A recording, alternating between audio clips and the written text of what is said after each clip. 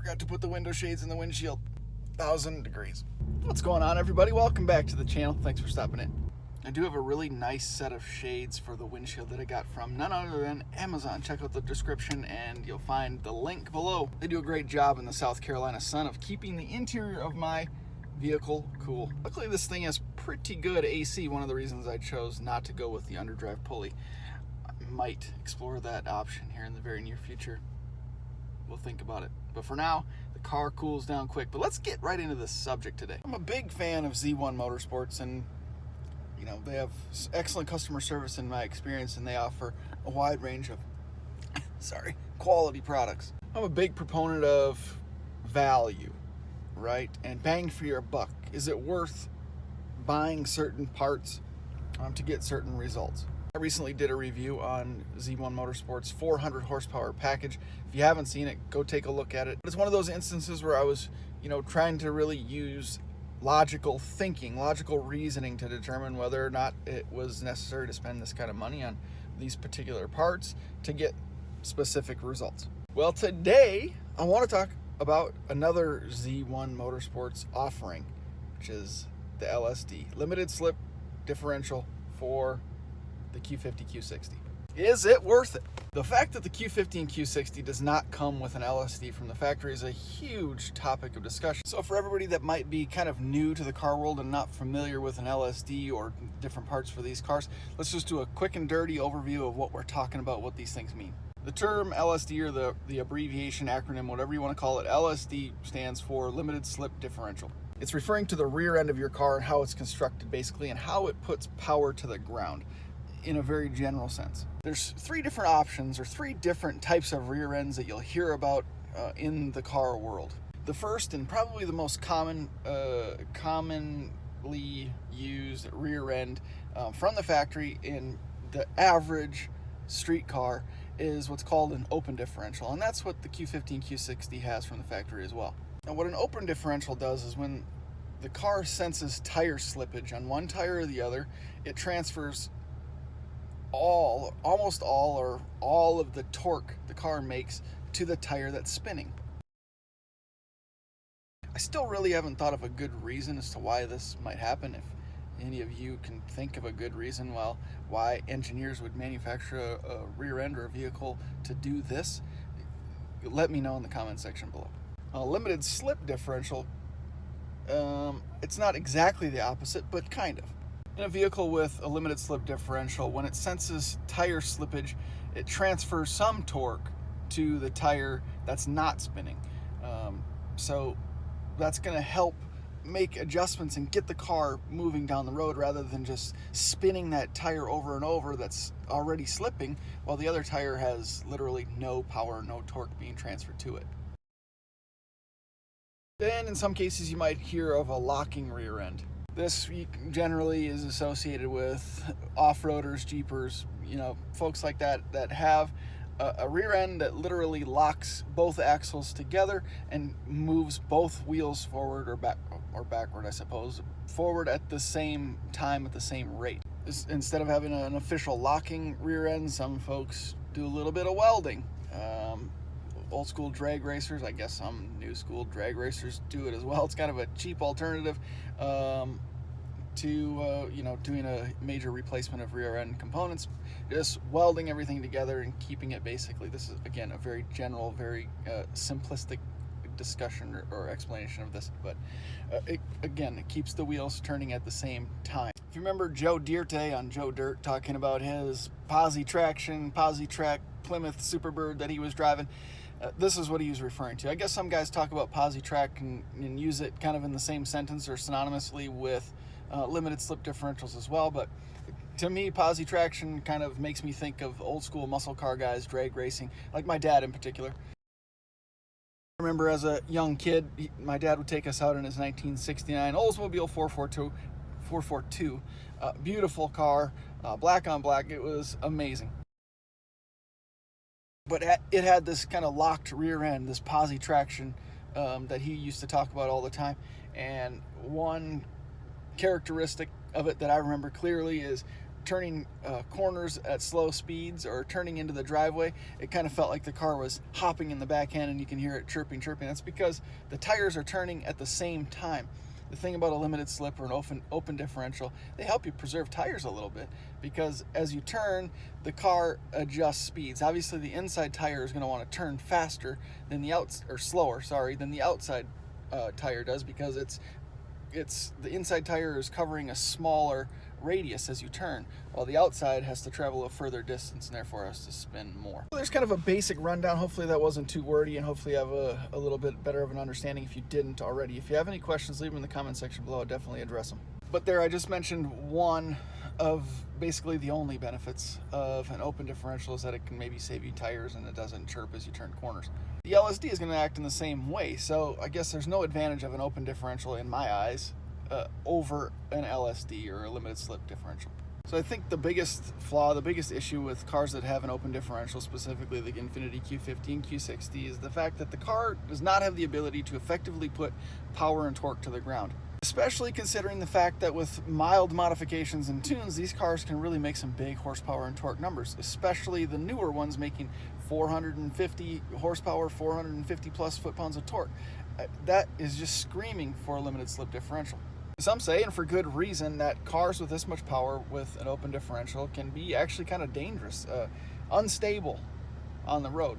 Unstable in straight lines, unstable around corners. When a tire slips and torque is automatically put to that tire that's still slipping, it just seems counterintuitive, counterproductive. However, Infiniti and Nissan, whoever, did acknowledge this. Tried to come up with a clever engineering solution to combat the issue, which was what they call electronic brake force distribution. What that means basically is that when the car senses tire slip, although it is transferring 100% of the power to that tire that's slipping, it actually applies brake pressure to that tire or wheel as well to slow it down. When you're trying to accelerate at the drag strip or on the track, and the car senses one of the tires slipping, it actually is applying brake pressure to that same wheel. So as you're trying to speed up, the car is trying to slow you down so you can speed up. I mean, it kind of makes sense. If the tire is slipping, applying brake pressure to that corner is going to slow it down, hopefully help it regain traction and move you down the road. But it's no replacement. It's no replacement for a true LSD. Z1 Motorsports acknowledges that fact, and they came up with a solution. It is the Z1 Motorsports Street Pro differential. They say the internals are super quiet. It doesn't have that clanking noise that the typical clutch style differentials have.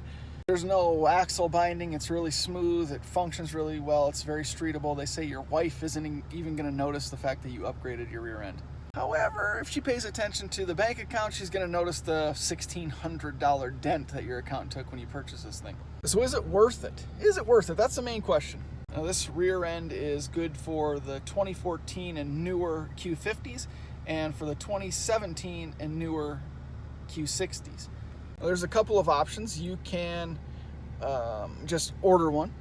They'll send you the complete assembly back and you just install it, and then you can actually send your stock rear end in for a core charge, which is nice. That'll help you save downtime. If your car is your daily driver, you can wait until you get the new assembly in, install it over the weekend, and be good to go for Monday. Or you can just simply send in your stock rear end with your car up on jack stands and wait for them to just modify it and new internals and all of that and send it back to you. That's an option as well.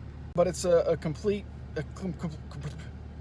assembly with OE bearings and seals. It can actually be custom tailored with different gearing options as well, which is pretty sweet, and the rear end fluid of your choice. It's pretty nice. There's no special maintenance schedule, no special fluids or additives that you have to use either, so it's a really convenient assembly.